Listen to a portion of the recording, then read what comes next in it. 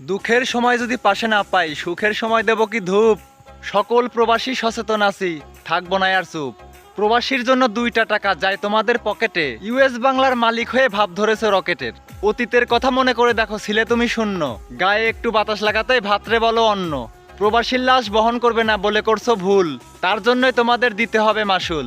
বাংলাদেশের বীর মুক্তিযোদ্ধারা যদি 9 মাস যুদ্ধ করে শহীদের খাতায় নাম ওঠে, আর বাংলাদেশের রেমিটেন্স যোদ্ধাগুলো বছরের পর বছর জীবন যুদ্ধে যুদ্ধ করে বাংলাদেশের রেমিটেন্স পাঠায়, জীবন যুদ্ধে যুদ্ধ করতে করতে একসময় ক্লান্ত হয়ে মারা যায়, আর এই রেমিটেন্স যোদ্ধাগুলোকে শহীদ না বলে তোমরা বলো পচা লাশ। 9 মাস যুদ্ধ করে যে সমস্ত শহীদরা মারা গেছে, প্রত্যেকটা প্রবাসী রেমিটেন্স যোদ্ধাগুলো তাদের থেকে কম না, আর তোমরা বলো সেই সমস্ত প্রবাসীর লাশগুলো তোমরা বহন করতে পারবা না। প্রবাসীর নিয়ে যাওয়ার সাবান শ্যাম্পুগুলো তোমরা বহন করতে পারবা, কিন্তু প্রবাসীর লাশ বহন করতে পারবা না। আর তোমাদের সেই ইউএস বাংলা এয়ারলাইন্সে আমরা কি হিসু করতে যাব?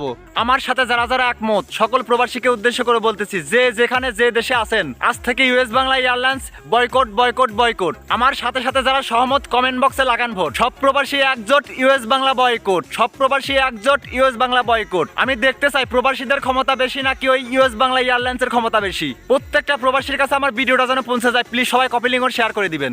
আজ থেকে US Bangla boycott boycott boycott. সকল প্রবাসী আজ থেকে US Bangla boycott boycott boycott.